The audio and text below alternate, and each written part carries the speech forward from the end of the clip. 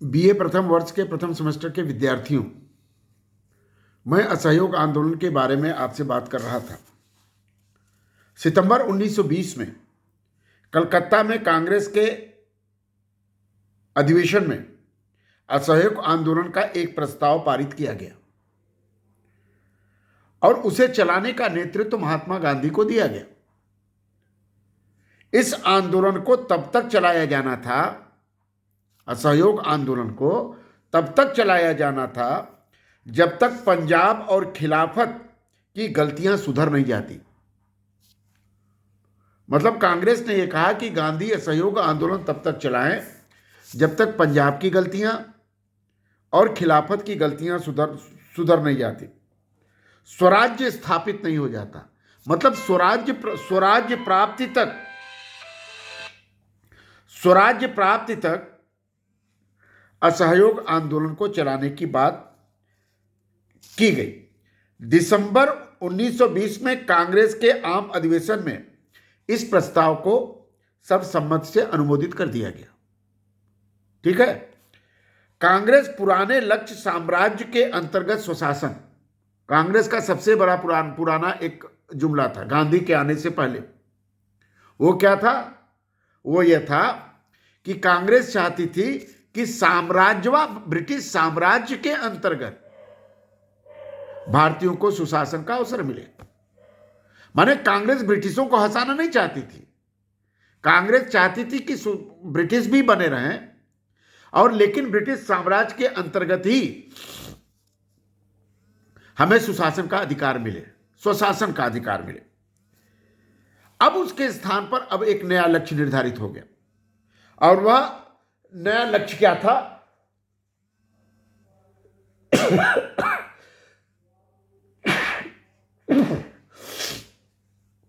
वह नया लक्ष्य यह था कि शांतिपूर्ण और वैधानिक तरीकों से स्वराज्य की स्थापना करना। कांग्रेस का अब नया लक्ष्य कब क्या हो गया कि शांतिपूर्ण और वैधानिक तरीकों से स्वराज की स्थापना किया जाए। यह भी तय किया गया कि असहयोग आंदोलन के कारगर या सफल न होने पर नागरिक अवज्ञा आंदोलन भी चलाया जाना चाहिए। तो मतलब असहयोग आंदोलन और नागरिक अवज्ञा आंदोलन एक दूसरे के साथ जुड़े हुए हैं। अगस्त 1920 में असहयोग आंदोलन प्रारंभ हुआ। गांधी ने सारे देश का दौरा किया, कई सभाओं को संबोधित किया और लोगों को असहयोग आंदोलन में भाग लेने की अपील की। गांधी ने असहयोग आंदोलन के 3 कार्यक्रमों की बात की। पहला कार्यक्रम था विधानसभाओं का बहिष्कार। पहला कार्यक्रम क्या था? विधानसभाओं का बहिष्कार। दूसरा क्या था? अदालतों का बहिष्कार और विदेशी कपड़ों का परिष्कार। तीसरा था विदेशी कपड़ों का बहिष्कार। सीके दास, मोतीलाल नेहरू, पटेल भाई, राजेंद्र प्रसाद और राजगोपालाचारी जैसे लोगों ने वकालत गांधी के कहने पर छोड़ दी। गांधी के इस आह्वान का असर पड़ा और देश के बड़े वकीलों ने अपनी वकालत छोड़ दी।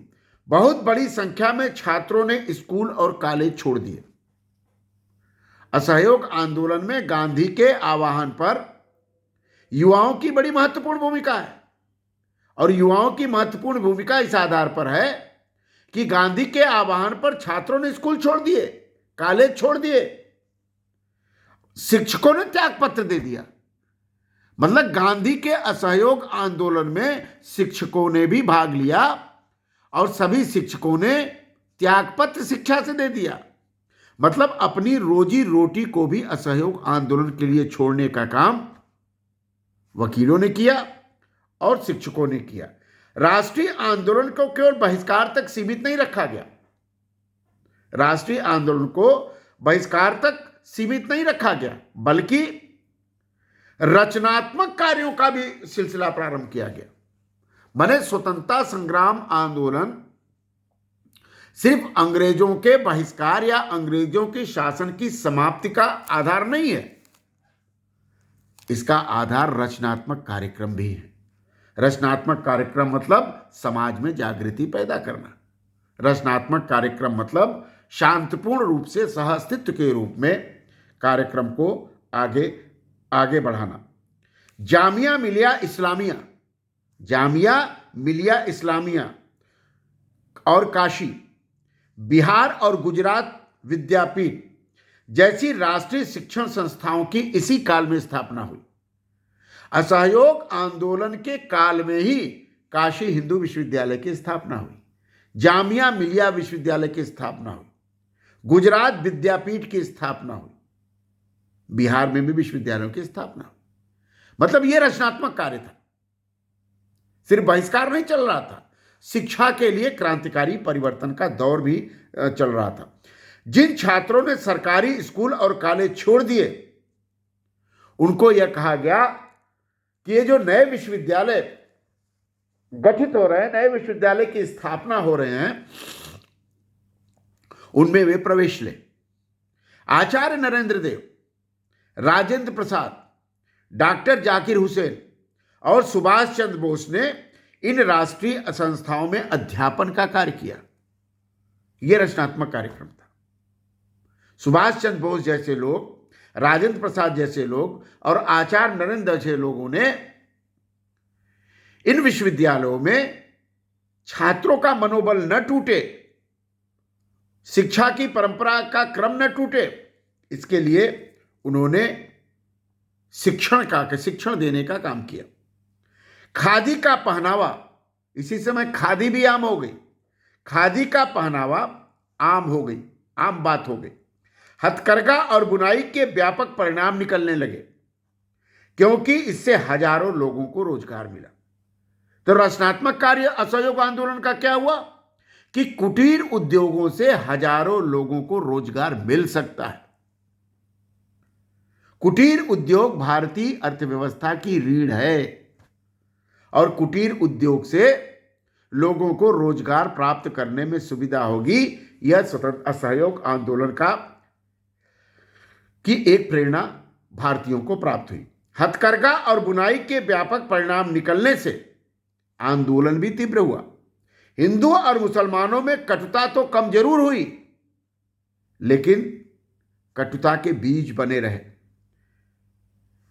हिंदू और मुसलमानों के बीच में एक समन्वय का एक नया चरण, नया दौर शुरू हुआ।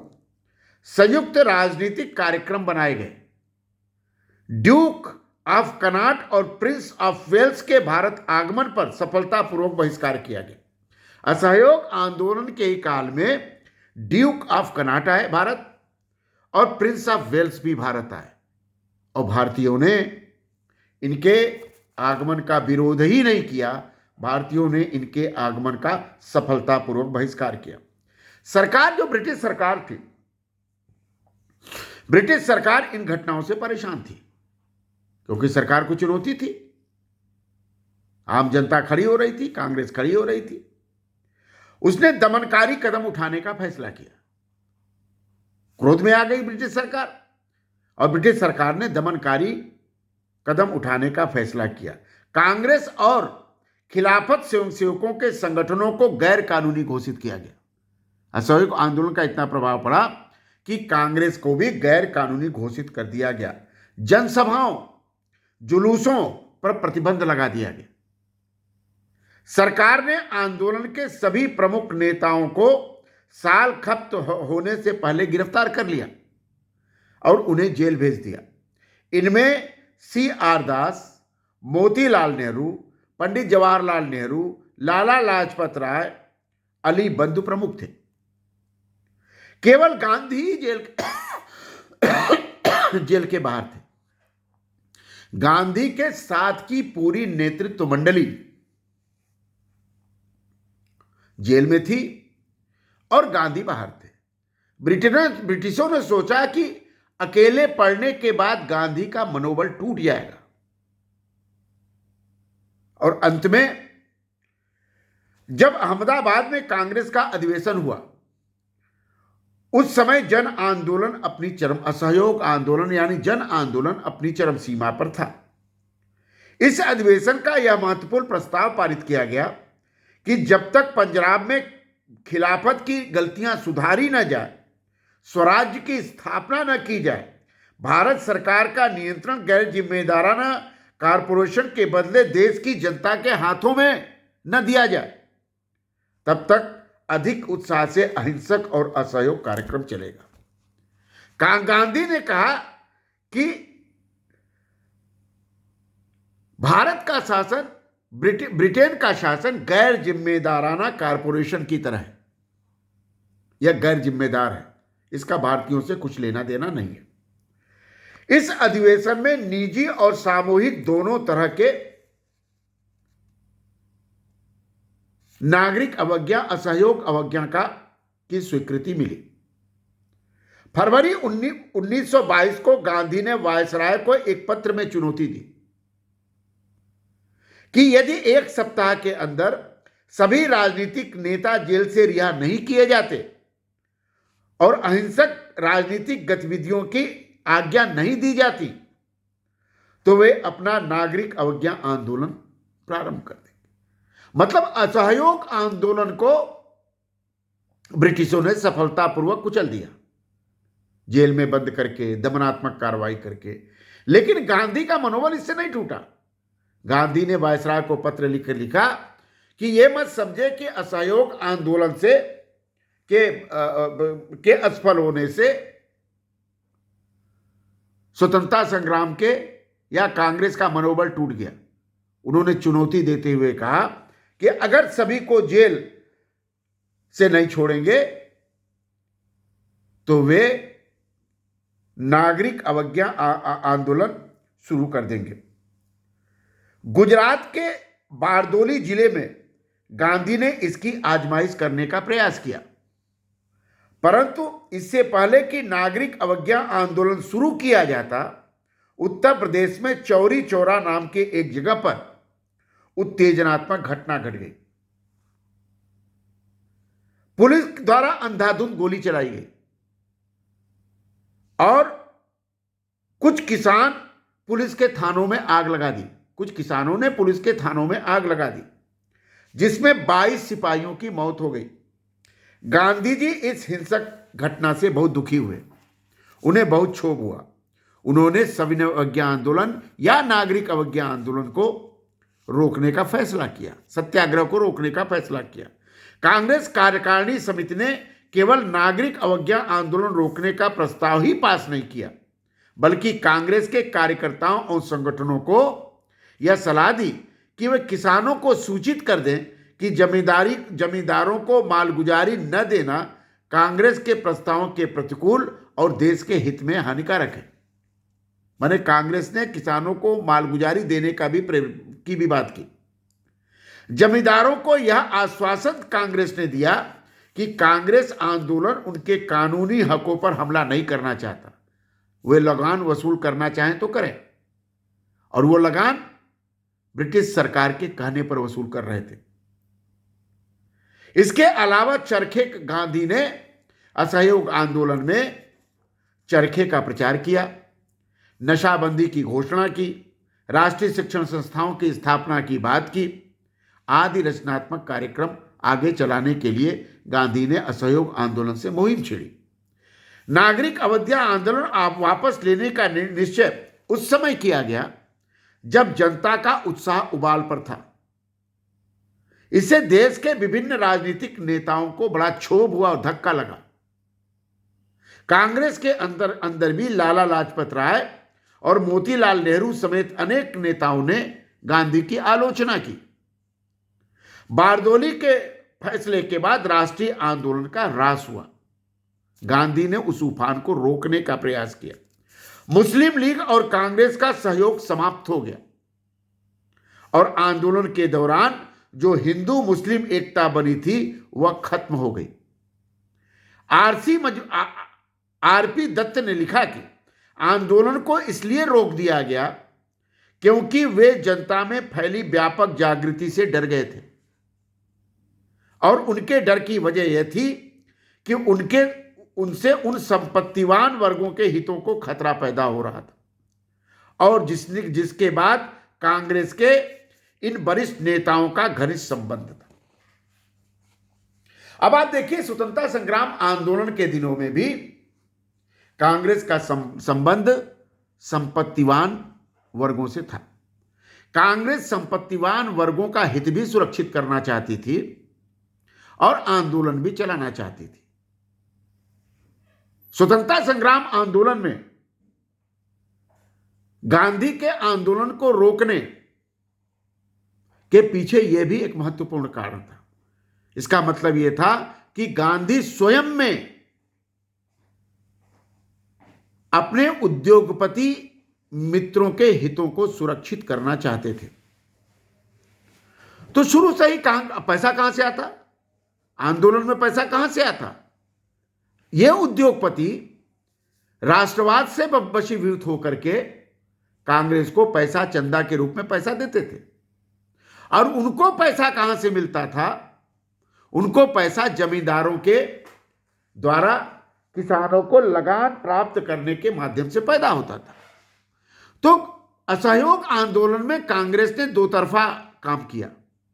एक तो चौरी चौरा के नाम से उन्होंने असहयोग और सत्याग्रह रोक दिया, नागरिक अवज्ञा रोक दी। उनको ये इस बात का डर हो गया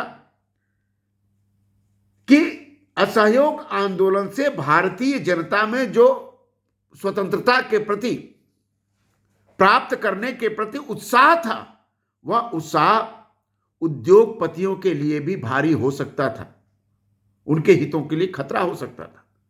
इसलिए गांधी ने और कांग्रेस के लोगों ने चालाकी से चौरी चौरा कांड का बहाना बना करके, हिंसात्मक आंदोलन का बहाना बना करके असहयोग आंदोलन को रोकने का फैसला किया। और यह रोकने का फैसला भारतीयों ने स्वीकार नहीं किया। भारतीयों ने इस संदर्भ में गांधी की बहुत आलोचना की, लेकिन गांधी का दृढ़ निश्चय किया कि हमारा आंदोलन सत्य और अहिंसा पर आधारित है, हमारा आंदोलन सत्याग्रह पर आधारित है। अगर सत्य और अहिंसा का खंडन मंडन होगा तो हम आंदोलन चलाने के लिए तैयार नहीं हैं। तो गांधी का समर्पण और गांधी का सत्य और अहिंसा के प्रति कमिटमेंट ने आंदोलन को रोका और जनता अपना मन महसूस करके गांधी का साथ देने के लिए तैयार रही। इसका अर्थ यह नहीं है कि असहयोग आंदोलन पूरी तरह से असफल हो गया। असहयोग आंदोलन ने भारतीय जनता में एक उत्प्रेरक शक्ति के रूप में काम किया। असहयोग आंदोलन ने भारतीय जनता में एक जागरण ले आने का काम किया। असहयोग आंदोलन ने भारतीय जनता में रचनात्मक कार्य के प्रति एक दृष्टिकोण अपनाने को प्रेरित किया। आंदोलन का मतलब सिर्फ हिंसा नहीं होती। आंदोलन का मतलब सिर्फ अपनी मांगों को मनवाने के लिए दबाव डालना ही मात्र नहीं होता। आंदोलन का मतलब, गांधी के अनुसार, आंदोलन का मतलब समाज में रचनात्मक कार्यों के प्रति अभिप्रेरणा प्रस्तुत करने का एक प्रयास भी होता है। इसीलिए गांधी ने चरखे की बात की, इसीलिए गांधी ने नशाबंदी की बात की, इसीलिए गांधी ने महिला उत्थान की बात की, इसीलिए गांधी ने शिक्षा की बात की, इसीलिए गांधी ने नैतिकता की बात की। नैतिक आंदोलन ही सत्य और अहिंसा पर आधारित हो सकता है। हिंसात्मक आंदोलन अनैतिक रूप से भटक सकता है, कोई गारंटी नहीं कि वो नैतिक रहे। और इस आधार पर A.R. देसाई ने अपनी पुस्तक में असहयोग आंदोलन के गांधी के इस रोग की खुली आलोचना की। असहयोग आंदोलन ने राष्ट्रीय आंदोलन को एक जनाधार दिया। राष्ट्रीय आंदोलन जनता से जुड़ा।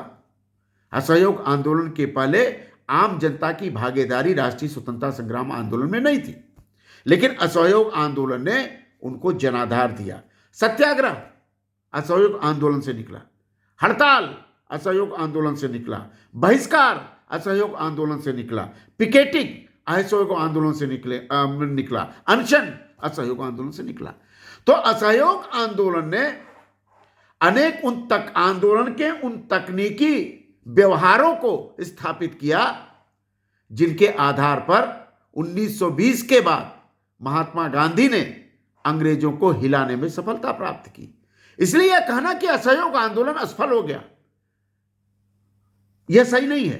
असहयोग आंदोलन ने एक सीढ़ी तैयार की और उस सीढ़ी पर चढ़कर ही राष्ट्रीय स्वतंत्रता संग्राम आंदोलन को आगे ले जाने में कांग्रेस को सफलता मिली। सबसे बड़ी बात यह है कि भारतीय जो पूंजीपति वर्ग था वह औद्योगिक प्रसार का भी हिमायती था। उसे किसानों के हित की चिंता नहीं थी। एक तरफ से वह पश्चिमी औद्योगिक क्रांति का उसके ऊपर प्रभाव पड़ता, लेकिन गांधी ने औद्योगिक घरानों और पूंजीपतियों को भी के साथ किसानों में भी समन्वय स्थापित करने का एकमात्र माध्यम असहयोग आंदोलन को रखा। इस प्रकार भारतीय स्वतंत्रता संग्राम आंदोलन में असहयोग आंदोलन एक महत्वपूर्ण पक्ष है और असहयोग आंदोलन के बिना भारतीय स्वतंत्रता संग्राम आंदोलन को गंभीरता से समझा नहीं जा सकता।